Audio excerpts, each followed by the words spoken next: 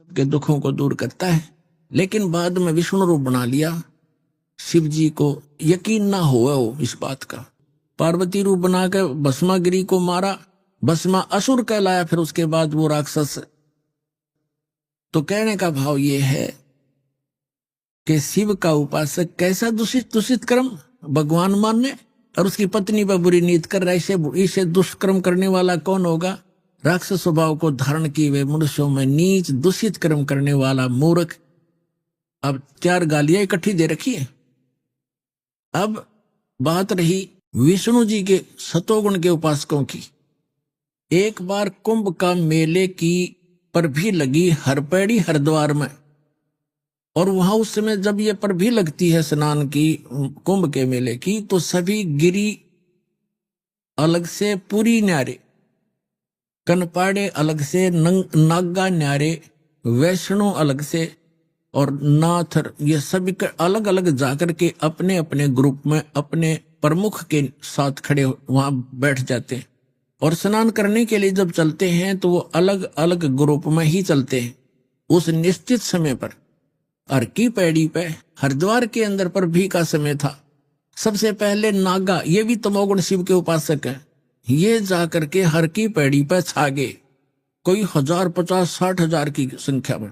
उधर से पीछे से सतोगुण के उपासक वैष्णव आगे।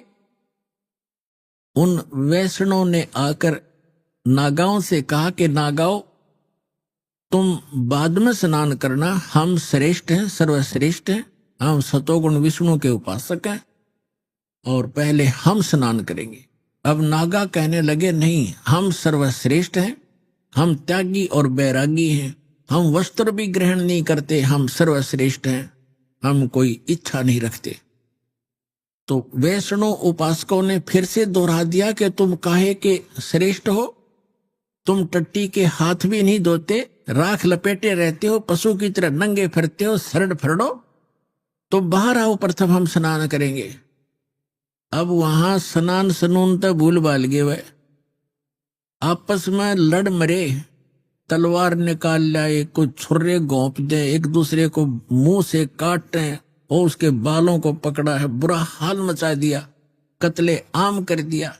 कहते हैं 25,000 ये त्रिगुण उपासक, ये ब्रह्मा विष्णु शिव के उपासक वहां कट कर मर गए। इसके विषय में सूक्ष्म वेद में परमात्मा ने कहा है, तीर तुपक तलवार कटारी जम दड़जोर बधावे हैं, हर पैड़ी हर हेत नहीं जाना, और वहां जा तेग चलावे, काटे शीस नहीं दल करुणा, ये जग में साध कवावे हैं, और जो जन इनके दर्शन को जावे उनको भी नरक पठावे। क्या बताया है कि काटे शीस, तीर तुपक तलवार कटारी और डट के लठ बजावे हैं, और हर पैड़ी हर हेत नहीं जाना। वैसे तो हर की पैड़ी कहे, भगवान की छाती पर कत्लेआम कर दिया इन मूर्खों ने। और काटे शीस नहीं दिल करुणा, दिल में दया नहीं नालायकों के, और काटे शीस एक दूसरे को काट डाला, और नहीं दिल करुणा जग में संत कवावे हैं, और जो जन इनके दर्शन जावे, यानी इनका अनुयायी जो बन गया उनको भी नरक पठावे हैं। तो पुण्यात्माओं, इससे सिद्ध हो गया श्रीमद् भगवद गीता अध्याय नंबर 7 के श्लोक नंबर 12 से लेकर 15 का ये सारांश हो गया कि इन तीनों गुण, रजगुण ब्रह्मा, सतगुण विष्णु, तमगुण शिव जी के जो उपासक हैं, इनकी साधना नहीं करनी चाहिए। श्रीमद् भगवद गीता ये सदग्रंथ बताता है, इनकी साधना करने से कोई मोक्ष नहीं होता, उल्टा ये इनको ऐसी उपमा दी है जो आपको वर्णित की बार बार कहना अच्छा नहीं लगता। तो यहां भगवान कहा करते थे, 3 देव की जो करते भक्ति, उनकी को देना होवे मुक्ति। गुण तीनों की भक्ति में ये भूल पड़ो संसारे, कह कबीर निज नाम बिना कैसे उतरो पारे।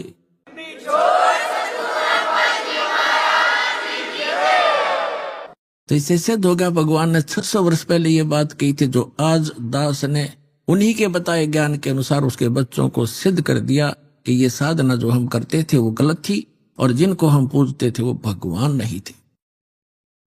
पुण्यात्माओं, जब तक अपने को ये तत्व ज्ञान नहीं हुआ था, तब तक हम इसी व्यवस्था को बहुत ही अच्छा मानते थे। किसी की मृत्यु हो गई तो शोक व्यक्त करने चले जाते थे। अपने खुद चोट लग जाती तो बुरा हाल होता, किसी दूर के नाते में या कुल के किसी दूर के व्यक्ति को ये दुख होता, मृत्यु हो जाती, तो हम औपचारिकता ही करते रहते थे कि उनको उनके यहां जाना ही जाना है, क्योंकि वो हमारे यहां आए थे, मृत्यु हुई थी। और हमारे पास कोई विकल्प नहीं था, जिस कारण से हमने अपने आप को ऐसे ही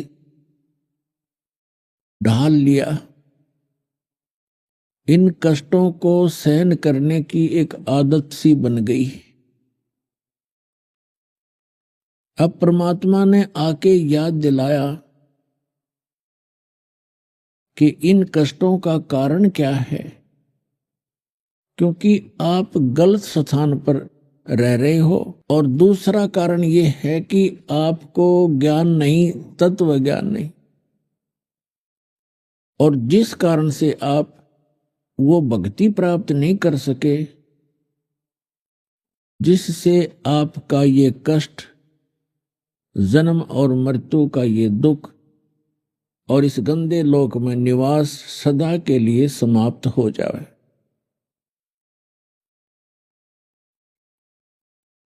उस ज्ञान को स्वयं बताने के लिए परमेश्वर अपने निज धाम से आते हैं, जहां हम और आप पहले रहा करते थे।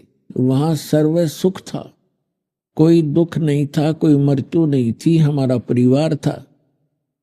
हम परिवार को लेकर ही डूब गए, सह परिवार यहां आ गए इस काल भगवान पर आसक्त होकर के। हमने सोचा वहां कुछ और अच्छी व्यवस्था होगी। अब इसने हमारी यहां पर कैसी झांकी काट रखी है, कैसा जुलूस निकाल रखा है। कोई गधा बना दिया, कोई कुत्ता बना दिया, कोई सूअर बना दिया। अपने ही कर्मों से कोई राजा बन जाता है, आगे साधना सत्य न मिलने से फिर गधा बन जाता है। पुण्यात्माओं, अध्यात्म ज्ञानहीनता आज तक हमें यहीं पर रोके रहने में सफल रही। अब परमात्मा ने आकर वो यथार्थ ज्ञान बताया। अब उस यथार्थ ज्ञान के अंदर मोक्ष प्राप्ति के लिए, भक्ति साधना को सफल बनाने के लिए कौन कौन से नियम हैं, वो मर्यादा बताई। कोई भी कार्य है मर्यादा के बिना नहीं होता। इस लोक में परिवार की भी एक मर्यादा होती है, विवाह शादी जिससे नाते होते हैं उनकी भी मर्यादाएं होती हैं। जैसे बिजली है, बिजली इलेक्ट्रिसिटी, इसकी भी नियम है, मर्यादा है। उन मर्यादाओं को रखेंगे तो ये लाइट हमें प्राप्त रहेगी। ठीक इसी प्रकार साधना की कुछ नियम हैं, मर्यादाएं, उनको हमने निभाना ही पड़ेगा। इनमें सबसे प्रथम है कि गुरु की आवश्यकता होती है। किसी भी भक्त की साधना गुरु के बिना सफल नहीं हो सकती। और गुरु भी पूरा हो, इनकम्प्लीट गुरु से बात नहीं बनेगी। ज्ञान पूरा हो, पूरा गुरु मिलेगा तो आपको सारी वस्तु ही संपूर्ण मिलेंगी, क्योंकि पूरे का काम पूरा ही होता है। अब गुरु के बिना बात बने नहीं। परमात्मा ने स्वयं आकर के ज्ञान दिया है कि आप जी श्री राम और श्री कृष्ण जी को तो बहुत ही समर्थ मानते हो, और उन्होंने भी गुरु बनाने पड़े। श्री रामचंद्र जी ने वशिष्ठ ऋषि से उपदेश लिया, दीक्षा ली, और तब वो सब लोग जा सके। श्री कृष्ण जी ने दुर्वासा जी से दीक्षा ली, उनके शिष्य बने, तब वो सब लोग जा सके। श्री कृष्ण जी के गुरु के बारे में संदीपनी ऋषि और बीच में आता है। संदीपनी ऋषि से उनको अक्सर ज्ञान हुआ था, जैसे टीचर होते हैं पढ़ाई वाले, शिक्षा वाले, और एक होते हैं आध्यात्मिक टीचर, गुरु। तो संदीपनी उनके अक्सर ज्ञान कराने वाले गुरु थे और दुर्वासा जी उनके अध्यात्म मार्ग के गुरु थे। तो परमात्मा कहते हैं कबीर जी, राम कृष्ण से कौन बड़ो, उन्हू भी गुरु कीन, तीन लोक के वे धनी, गुरु अग अदीन। कि श्री राम और कृष्ण जी ने भी गुरु बनाने पड़े, तो आप बगैर गुरु की साधना कर रहे हो। तो समझदार को इतना ही संकेत बहुत है। फिर बात रही पूरे गुरु की, तो पूरे गुरु की पहचान क्या है? परमेश्वर ने स्वयं ये ज्ञान बताया है, उसकी पहचान बताई है, हमारे सदग्रंथों के अंदर भी वो प्रमाणित है। सतगुरु के लक्षण कहूं, मधुरे बचन विनोद,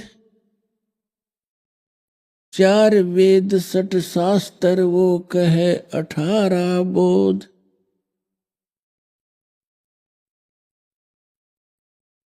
अब क्या बताया है कि सतगुरु के लक्षण कहूं, मधुरे बैन विनोद, यानी 4 वेद 60 शास्त्र वो कहे 18 बोध। सतगुरु सब सदग्रंथों का ज्ञाता होता है। चारों वेदों का निष्कर्ष यथार्थ ज्ञान सतगुरु को ही प्राप्त होता है। और दूसरी पहचान बताई है, जो कबीर परमेश्वर का निज संत होगा, सतगुरु होगा, जो उसका कृपा पात्र होगा, जो संत मम सत शब्द दरडावे, वह के संग सब राड बढ़ावे। ऐसे संत महंतन की करनी, धर्मदास में तो से वर्णी। मेरा जो परम संत होगा, उसका दूसरा लक्षण ये होगा कि जो संत मम सत शब्द दृढ़ावे, मेरे इस यथार्थ ज्ञान को जो दृढ़ता के साथ जनता को बताएगा, उसके संग सभी राड बढ़ावेंगे, विरोध पैदा करेंगे, झगड़ा करेंगे। और कलयुग के अंदर अस संत महंतन की करनी, कि इस कलयुग में ऐसी इन संत और महंतों की करनी हो जाएगी, धर्मदास में तो से वर्णी। फिर बताया है श्रीमद् भगवत गीता चौथे अध्याय के 32 और 34 में। 32 में कहा कि अर्जुन, अभी तक जो भी ज्ञान मैंने इस आपको चौथे अध्याय में दिया है, 25 से लेकर 31 तक श्लोकों में, तो कोई कैसी साधना करता है, कोई देवताओं की पूजा करता है, कोई स्वाध्याय करता है, गीता जी का पाठ कर लिया, वेदों का पाठ कर लिया, इस तरह की। कोई केवल योग अभ्यास ही करता है, योगासन। कोई श्वास उश्वास की क्रिया को देखता रहता है, आती जाती को। और सभी अपनी अपनी साधना को पाप नाशक जानते हैं, क्योंकि यदि उनको पता लग जाए कि साधना ठीक नहीं है तो तुरंत त्याग देंगे। चौथे अध्याय के 32वें श्लोक में कहा है कि वास्तविक जो जानकारी है, विस्तार के साथ इन यज्ञों की जानकारी, यज्ञ माने धार्मिक अनुष्ठानों की जानकारी, सच्चिदानंद घन ब्रह्म की वाणी में वर्णित है, विस्तार के साथ कही है।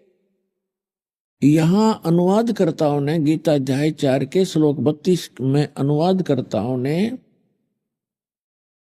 गलत अनुवाद कर दिया, क्योंकि उनको तत्व ज्ञान नहीं था। और वो श्री कृष्ण से अन्य कोई भगवान नहीं मानते थे, उसको कंप्लीट गॉड मानते थे, संपूर्ण भगवान, पूर्ण परमात्मा। जिस कारण से उन्होंने अर्थों के अनर्थ करने प्रारंभ कर दिए। यहां लिखा है ब्रह्मणे मुखे, ब्रह्मणे मुखे, ब्रह्मणेकार से यहां पर इन्होंने वेद कर दिया, ये गलत किया। और यही शब्द है गीता अध्याय नंबर 17 के श्लोक नंबर 23 में, यही शब्द है ब्रह्मणे। ओम तत्सत इति निर्देश ब्रह्मणे त्रिविध समर्थ ब्राह्मणा तेन वेदा च यगा विहिता पुरा। तो वहां इन्होंने ठीक अनुवाद किया, ब्रह्मणे माने सच्चिदानंद घन ब्रह्म कर दिया, वो सही अनुवाद किया है, वो ठीक अर्थ किया है। लेकिन यह चौथे अध्याय के 32वें श्लोक में इनकी बुद्धि स्लिप कर गई, फिसल गई, क्योंकि अज्ञानी व्यक्ति कहीं ना कहीं गलती करेगा ही करेगा। तो यहां भी लिखना था ब्रह्मणे मुखे माने सच्चिदानंद घन ब्रह्म, मुख मुखे माने उसके मुख से उच्चरित वाणी में, यानी सच्चिदानंद घन ब्रह्म, वो परम अक्षर ब्रह्म। गीता अध्याय नंबर 8 के श्लोक नंबर 3 में गीता ज्ञानदाता ने अपने से अन्य कोई परमात्मा बताया है जिसको परम अक्षर ब्रह्म कहा है। परम अक्षर ब्रह्म कहो, सच्चिदानंद घन ब्रह्म कहो। उसने सच्चिदानंद घन ब्रह्म ने अपने मुख कमल से जो ज्ञान कहा है वो तत्व ज्ञान है, और उसके अंदर धार्मिक अनुष्ठानों यज्ञों की जानकारी विस्तार के साथ कही है। चौथे अध्याय के 34वें श्लोक में कहा है, उस तत्व ज्ञान को अर्जुन तू तत्वदर्शी संतों के पास जाकर समझ, उनको दंडोत प्रणाम करने से, कपट छोड़कर सरलता पूर्वक प्रसन्न करने से वो तत्वदर्शी संत तुझे परमात्मा का, उस तत्व ज्ञान का उपदेश करेंगे। अब तत्वदर्शी संत ही परमात्मा के उस तत्व ज्ञान से परिचित होता है, वो पूर्ण सतगुरु होता है। अब इससे एक तो ये बात सिद्ध होगी कि श्रीमद् भगवत गीता के अंदर वो ज्ञान नहीं है जो तत्व ज्ञान है। नहीं तो यहाँ गीता ज्ञानदाता कह देता कि तत्व ज्ञान 17वें अध्याय में है या 16वें अध्याय में, वहां पढ़ लिए, या एक अध्याय और बना देता 19वां। उसको खुद ज्ञान नहीं है, इसलिए उसने एक ऑप्शन छोड़ दिया है कि ये ज्ञान तत्वदर्शी संत ही बता सकते, उनसे सुनो।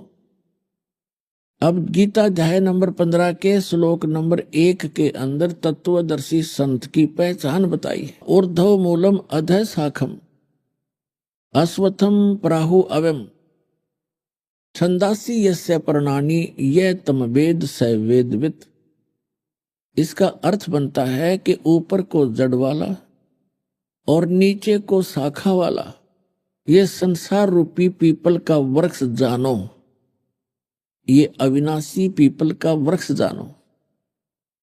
और छंदासी यस्य पर्णानि, जिसके छंद माने विभाग, पत्ते आदि जिसके विभाग हैं, और ये तम वेद, और जो इस संसार रूपी वृक्ष के सर्वांग सभी पार्ट्स को, ऑल पार्ट्स को बता देगा, स वेदवित, वह वेद के तात्पर्य को जानने वाला है, वह तत्वदर्शी संत है। तो पुण्यात्मा, परमेश्वर कबीर जी जो परम अक्षर ब्रह्म हैं, सच्चिदानंद घन ब्रह्म हैं, वे स्वयं आए थे भारतवर्ष की पावन धरती पर सन 1398 में पवित्र नगरी काशी में, और वहां काशी नगर से बाहर एक सरोवर के अंदर विकसित कमल के फूल के ऊपर आके नवजात शिशु का रूप धारण किया था। वहां से नीरू नीमा नाम के पति पत्नी दुल्हा प्रतिदिन स्नानार्थ जाया करते थे, क्योंकि लहर तारा तालाब गंगा के स्वच्छ जल से वर्षा के दिनों में जब गंगा फुल स्विम पर चलती थी, फुल भर के गौ घाट के ऊपर से उछल उछल कर लहरों के द्वारा उस झील के अंदर वो पानी संग्रहित हो जाता था, जो सारा वर्ष पर्याप्त रहता था। बहुत सुंदर जल गंगा का होता था। वो प्रतिदिन वहां स्नान करने जाया करते थे, क्योंकि यही नीरू नीमा, उसी जीवन में ब्राह्मण ब्राह्मणी थे। मुसलमानों ने उनको जबरदस्ती मुसलमान बना दिया था और हिंदुओं ने मुसलमानों को गंगा में स्नान करने पर प्रतिबंध लगा दिया था घाट के ऊपर। तो उसके बाद ये मुसलमान बना दिए गए थे बाई फोर्स, तो इनके पास कोई विकल्प रहा नहीं था, जुलाहे का काम करने लग गए।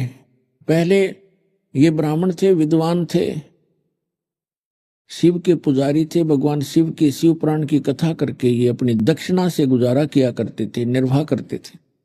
अब वो दक्षिणा बंद हो गई, जिस कारण से इन्होंने जुलाहे का काम करना प्रारंभ कर दिया था। तो वो प्रतिदिन उस लहर तारा तालाब के अंदर स्नान करने जाया करते थे। वहां परमात्मा सतलोक से आए, एक शिशु रूप धारण किया, नीरू नीमा उनको उठा ले गए। तो वहां परमात्मा धीरे धीरे बड़े हुए, 5 वर्ष की आयु में ही बड़े बड़े विद्वानों के छक्के छुड़ा दिए।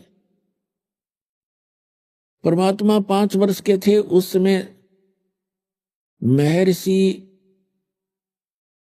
कहो, पंडित जी कहो, स्वामी रामानंद जी 104 वर्ष के थे और वेदों और गीता के बड़े विद्वान माने जाते थे।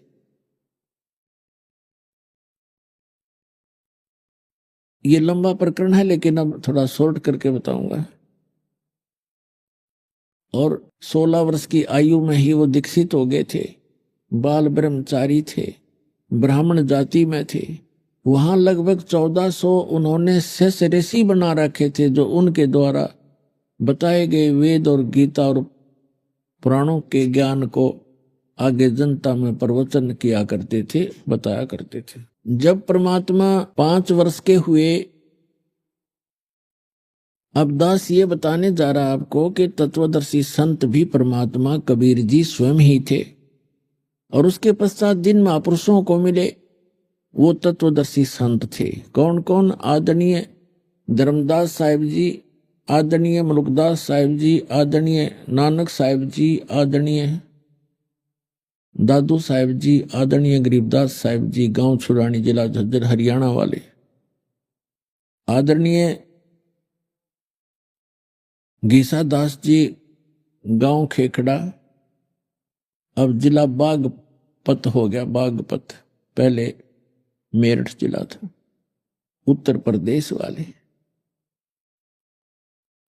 और फिर ये स्वामी रामानंद जी परमात्मा से परिचित होने के बाद फिर ये भी तत्वदर्शी संत बन गए थे, लेकिन परमात्मा मिलने से पहले की ये कथा आपको सुना रहा हूं। तो परमेश्वर ने स्वयं आकर के वो तत्व ज्ञान बताया था। उस समय परमात्मा तत्वदर्शी संत की भूमिका भी कर रहे थे, भगवान तो वो है ही हैं, और एक अच्छे नागरिक की भूमिका भी कर रहे थे और एक अच्छे दास की भूमिका भी कर रहे थे।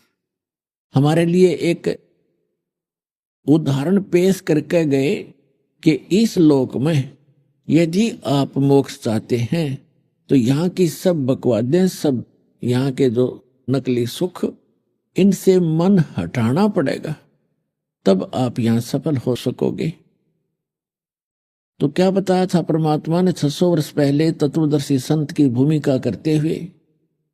अक्सर पुरुष एक पेड़ है, सर पुरुष वाकी डारे, तीनों देव शाखा है, 22 पात रूप संसारे। अक्सर पुरुष एक पेड़ है, निरंजन कहो, सर पुरुष कहो, इसे काल कहो, सर ब्रह्म कहो, सर पुरुष वाकी डार, और तीनों देवा रजगुण ब्रह्मा, सतगुण विष्णु, तम गुण शिव जी, तीनों देवा शाखा हैं ये पात रूप संसार। हम तो पात रूप के अंदर हैं, संसार तो, और जैसे एक उल्टा लटका हुआ संसार रूपी वृक्ष श्रीमद् भगवत गीता अध्याय 15 मंत्र 1 में बताया है कि तत्वदर्शी संत कौन होगा? जो संसार रूपी वृक्ष, जो ऊपर को जड़ वाला, नीचे को तीनों गुण रूपी शाखा वाला संसार रूपी वृक्ष है, और उसके पत्ते आदि सब विभाग हैं। गीता ज्ञानदाता ने सिर्फ इतनी जानकारी दी है कि ऊपर को ऊर्ध्व मूलम अधः शाखम अश्वत्थम पराहु अव्यम छंदासी यस्य प्रणानी, प्रणानी माने पत्ते, छंदासी माने विभाग है, खंड है, इसके विभाग है। यह तम वेद स वेदविद, जो इस संसार रूपी वृक्ष ऊपर को जड़ नीचे को शाखा और ये बाकी इसके पत्ते हैं। इस उल्टे लटके हुए संसार रूपी वृक्ष के सभी विभाग जो जानता है स वेदविद, वो तत्वदर्शी संत है। यानी गीता ज्ञानदाता भी इस वृक्ष के सभी पार्ट से परिचित नहीं था, नहीं तो 18 अध्याय 700 श्लोक थोड़े नहीं होते, ये तो 2-3 श्लोका में कंप्लीट हो जाता। अब परमात्मा ने किया है कि अक्षर पुरुष एक पेड़ है, सर पुरुष वा की डार, और तीनों देवा शाखा हैं, वाई पात रूप संसार। छंदासी यस्य प्रणानी, जिसके पत्ते आदि विभाग हैं उनको जो जानता, तो परमात्मा ने बताया। उस परमेश्वर के आने के बाद जिन महापुरुषों को भगवान मिले, उनके बाद अब वर्तमान में ये दास है वो तत्वदर्शी संत इस पूरे ब्रह्मांड में।